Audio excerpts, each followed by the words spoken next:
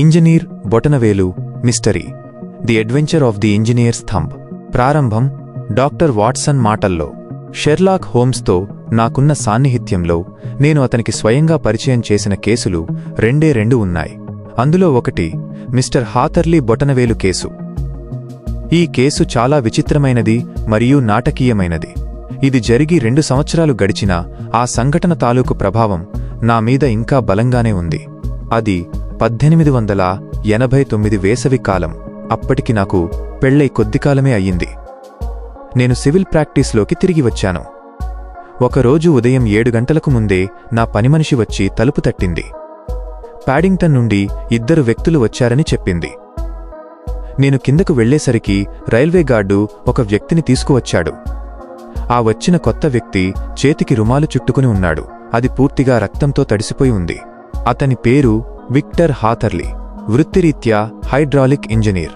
అతను చాలా బలహీనంగా భయంతో వణికిపోతూ ఉన్నాడు.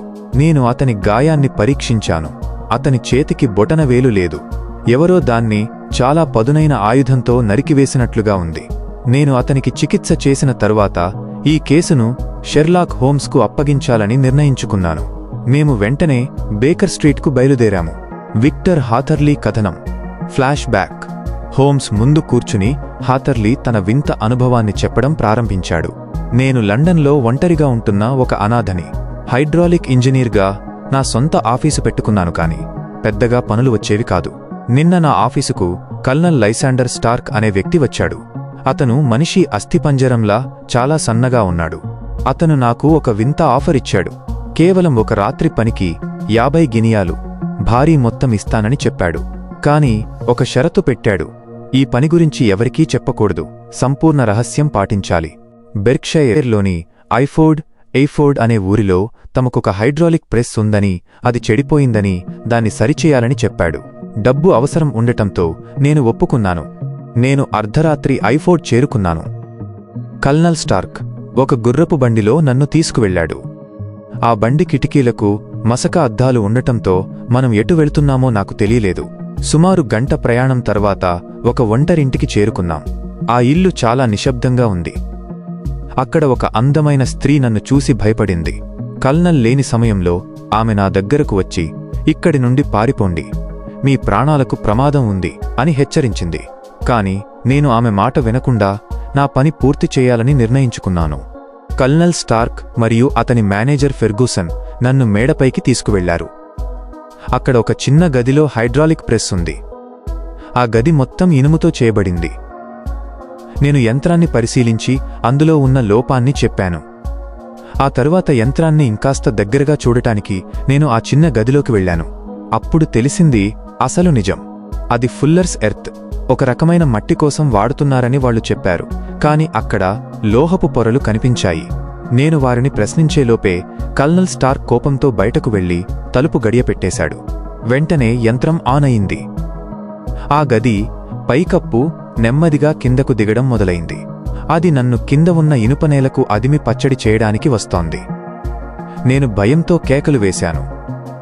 పైకప్పు నా తలకి తగిలేంత కిందకు వచ్చేసింది.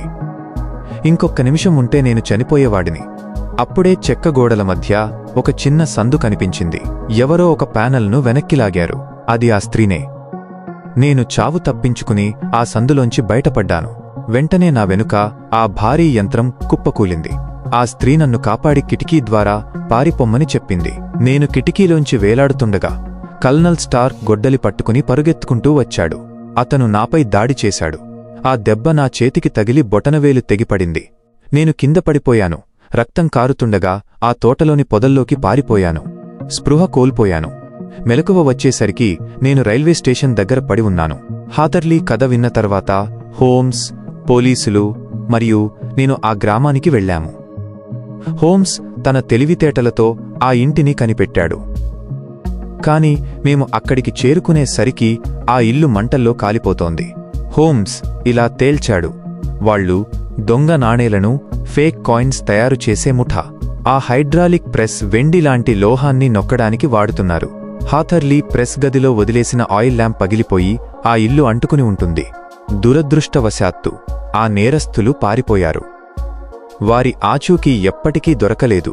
కాని విక్టర్ హాథర్లీ తన ప్రాణాలతో బయటపడ్డాడు. కాకపోతే తన బొటనవేలును మాత్రం కోల్పోయాడు. ముగింపు: అనుభవం అనేది చాలా విలువైనది అని హోమ్స్ నవ్వుతూ అన్నాడు. మీరు కోల్పోయింది బొటనవేలు మాత్రమే, కాని మీరు గెలుచుకుంది జీవితకాలం చెప్పుకోగలిగే ఒక అద్భుతమైన కథ.